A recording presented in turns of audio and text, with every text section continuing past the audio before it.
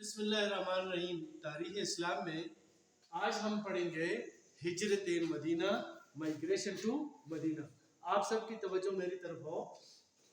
دیکھیں جی، جب اہل مکہ یعنی قریش اور جتنے بھی لوگ تھے، جب نبی کریم صلی اللہ علیہ وآلہ وسلم نے ان کو دعوت دی اور ان کو یہ پتہ چل گیا کہ نبی کریم صلی اللہ علیہ وآلہ وسلم کے ماننے والوں کی تعداد میں دن بہ دن اضافہ ہو رہا ہے، اسلام پھیل رہا ہے، تو انہوں نے کیا کیا کہ قریش کے جتنے بھی سردار تھے، انہوں نے قصی بن کلاب، یہ نبی کریم صلی اللہ علیہ وسلم کے شجر نسب میں نے بتایا تھا کہ قصی جو تھے نبی کریم صلی اللہ علیہ وآلہ وسلم کے آباء و اجداد میں سے تھے، اور قصی بن کلاب نے ایک حجرہ بنایا تھا بہت بڑا، جس کو دار الندوہ کہتے ہیں، اور وہ بہت پہلے یعنی صدیوں پرانا یہ جو حجرہ تھا بڑے بہترین حالت میں تھا، اور قریش کے اور مکہ والوں کی جتنی میٹنگز ہوتی تھی یہاں پہ ہوتی تھی۔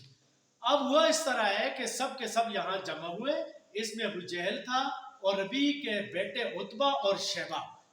یہ عتبہ اور شیبہ جو تھے یہ بڑے بہادر تھے، اس وقت کے بہترین جنگجو تھے۔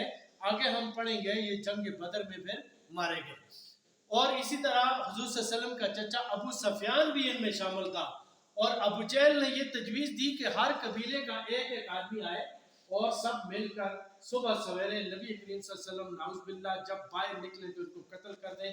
اب قتل کا خون بہا کسی پہ بھی نہیں آئے گا، کیونکہ ہر خاندان کا ایک ایک آدمی ہوگا اور سب کہیں گے ہم نے مل کر اسے مارا ہے۔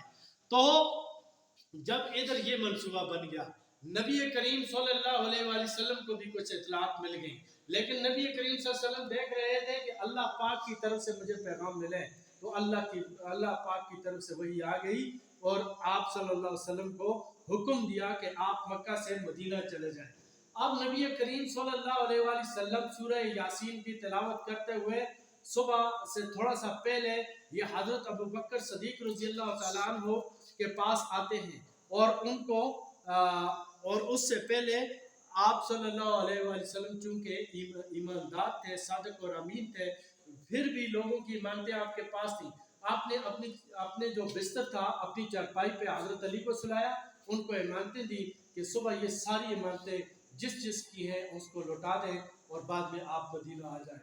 تو نبی کریم صلی اللہ علیہ وسلم حضرت ابو بکر صدیق رضی اللہ تعالیٰ عنہ کو لے کر وہاں سے روانہ ہوئے، اور مکہ سے 3 یا 5 کلومیٹر، یہ ویسے 5 کلومیٹر کے فاصلے پر ایک غار ہے۔ اب بھی جو حاجی جاتے ہیں کافی مشکل راستہ ہے، لیکن غار ثور کو بھی جاتے ہیں۔ غار ثور میں 3 دن نبی پاک صلی اللہ علیہ وسلم نے قیام کیا، اور دن کو حضرت ابو بکر صدیق کا ایک غلام تھا، بکریاں چراتا تھا، رات کو ان کو دودھ اور کھانا بھی لے کر آ جاتا اور مکے کے حالات بھی بتا دیتا۔ تو اسی غار کے اندر کہتے ہیں کہ یہ جو سپائڈر ہوتا ہے جس کو مکڑی کہتے ہیں، اس نے جالا بھی بن دیا، اور اسی طرح ایک جنگلی کبوتر آئی اور اس نے جالا بنا کے اس میں انڈے بھی دے دیے۔ اب کفار نبی کریم صلی اللہ علیہ وسلم کو تلاش کرتے کرتے غار ثور کے بالکل دروازے تک پہنچ گئے، اور جب دروازے تک پہنچے آہٹ محسوس کی حضرت ابو بکر صدیق رضی اللہ تعالیٰ عنہ نے، تو تھوڑے سے گھبرا گئے۔ تو نبی کریم صلی اللہ علیہ وسلم نے فرمایا لا تحزن ان اللہ معنا، یعنی فکر نہ کرو، غم نہ کرو، اللہ ہمارے ساتھ ہے۔ اور جب کفار آئے انہوں نے دیکھا، انہوں نے کہا یہ تو مکڑی کا جالا بھی ہے، اتنے میں کبوتر بھی اڑ گئے، انہوں نے کہا ادھر تو کوئی بھی نہیں ہے۔ اگر اس طرح ہوتا تو نبی کریم صلی اللہ علیہ وسلم چونکہ ٹھنڈی جگہ تھی، سعودی عرب کے اندر یا عرب کے اندر گرمی تھی، تو وہاں پہ اسی دوران حضرت ابو بکر صدیق کو سانپ نے بھی کاٹا، اور نبی کریم صلی اللہ علیہ وسلم کو جب پتہ چلا تو اپنا لعاب مبارک وہاں لگایا، تو کوئی بھی نقصان نہیں ہوا۔ 3 دن قیام کرنے کے بعد حضرت ابو بکر کو لے کر نبی کریم صلی اللہ علیہ وآلہ وسلم وہاں سے چلے ہیں، اور قریش آپ کو ڈھونڈنے میں ناکام رہے، اور وہاں سے آپ روانہ ہوئے، اور یہ ڈیٹ یاد رکھیں 12 ربیع الاول، اور نبوت کا کون سا سال تھا؟ 13واں سال، اور یہ سن بنتی ہے 622 عیسوی۔ کون سی سن بنتی ہے؟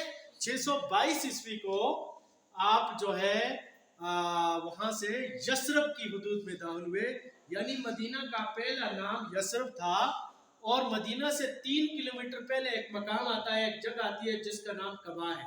وہاں پہ نبی کریم صلی اللہ علیہ وسلم نے قیام کیا. کتنے دن؟ یہاں پہ آپ صلی اللہ علیہ وسلم نے یہاں ایک مسجد بھی بنائی جو جس کو مسجد قبا کہتے ہیں، ابھی بھی ہے. اور 11 دن آپ یہاں ٹھہرے. یہاں حضرت علی رضی اللہ تعالیٰ عنہ بھی آپ کے پاس آ گئے. یہاں سے آپ روانہ ہوئے، یعنی جمعے کا دن تھا، آپ مدینہ کی طرف روانہ ہوئے.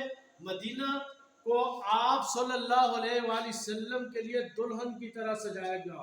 سارے بچے، بوڑھے، جوان، عورتیں سب کے سب باہر نکل آئے کہ نبی کریم صلی اللہ علیہ وسلم ان کے پاس آ رہے ہیں. اور جب نبی کریم صلی اللہ علیہ وسلم وہاں پہ پہنچے تو بچیاں جو تھیں دب بجا بجا کر نبی کریم صلی اللہ علیہ وسلم کی شان میں نعت پڑھ رہی تھی.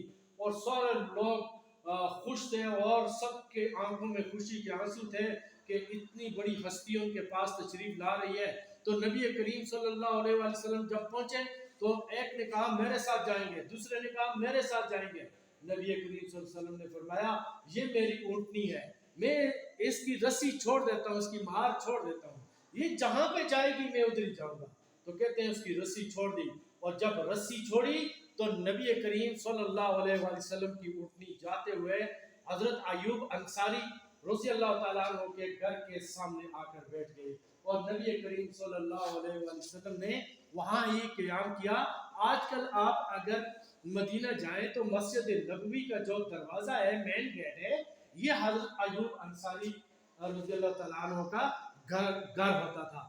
یہاں پہ آپ صلی اللہ علیہ وآلہ وسلم نے قیام کیا. کتنے عرصہ اس جگہ قیام کیا؟ 8 ماہ تک. یہاں کتنے عرصہ قیام کیا؟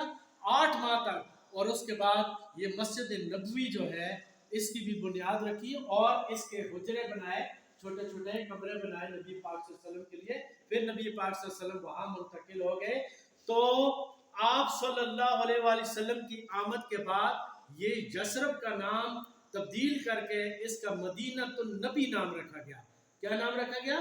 اور آج کل اسے مدینہ منورہ یا مدینہ شریف کہتے ہیں. اور نبی کریم صلی اللہ علیہ وآلہ وسلم کی قبر مبارک بھی وہاں ہی ہے. تو بچوں آج ہم نے یہ ہجرت مدینہ پڑھا ہے اور یہ تاریخ کا وہ واقعہ ہے جس کے بعد اسلام کی بنیاد اصل معنوں میں پڑی. نبی کریم صلی اللہ علیہ وآلہ وسلم نے اس کے بعد اسلامی ریاست قائم کی. اور یہ مدینہ کی ہجرت کی وجوہات کیا تھی، مدینہ آپ کیوں گئے اور اس کا فائدہ کیا ہوا، انشاءاللہ نیکسٹ جو پیریڈ ہوگا اس میں ہم یہ پڑھیں گے. تو یہ میں نے مختصر طور پر آپ کو یہ ہجرت مدینہ کا احوال بتایا ہے، مائیگریشن ٹو مدینہ. ٹھیک ہے جی.